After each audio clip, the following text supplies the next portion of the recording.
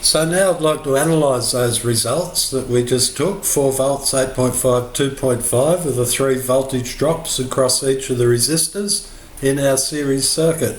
And we saw that the current was the same in all parts of the circuit. So if we'll do a bit of calculation analysis on that, the resistance of each resistor is taken by the voltage drop across that resistor, just applying Ohm's law. So resistor 1 had 4 volts across it, 2.26 or 260 milliamps flowing through it with a result of 15.4 ohms. Pretty well in the ballpark of what we measured. Same with resistor 2, at 8.5 volts, comes out at 33 ohms, and resistor 3 come out at 9.6 ohms, round about that 10 ohms that we measured. The sum of each of those resistances from a calculated value was 58 ohms, and we actually measured 60 ohms. If we want to look at the power dissipated by each of those resistors, just simply P equals V times I. So power 1 for resistor 1 times the voltage, 4 times 0.26 times the current, gives us 1 watt dissipated.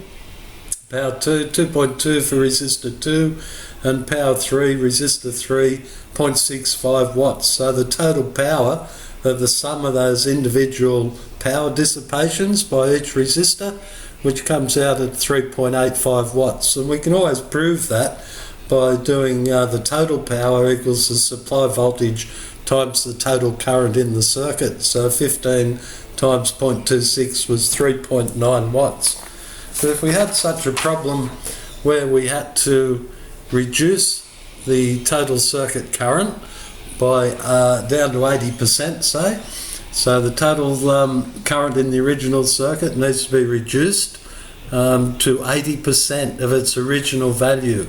So what value of resistor would we put in to replace R3 to reduce that current in the circuit? And so note in the little hint there that we need to find 80% of the original current to find the new resistance. So calculate 80% of the original current, which is 208 milliamps. Therefore the voltage drop will reduce across each resistor. So we've got to calculate the new voltage drops. So resistor 1 now has 3.2 volts across it.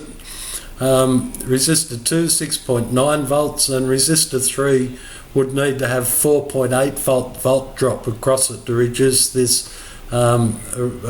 original current by 80%.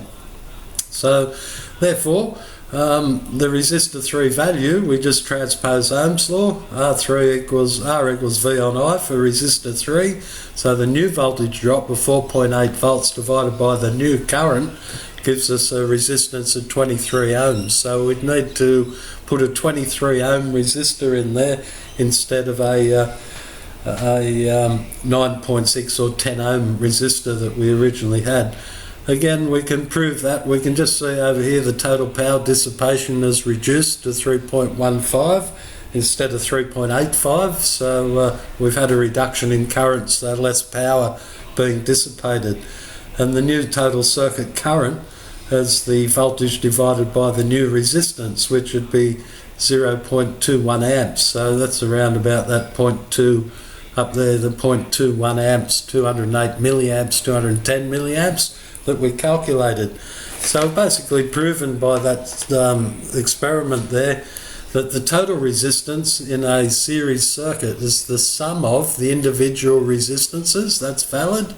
The total current is the same in all parts of a series circuit, and the total voltage is the sum of all the voltage drops in the series circuit, and the total power dissipated being the sum of the individual power dissipations by each resistor.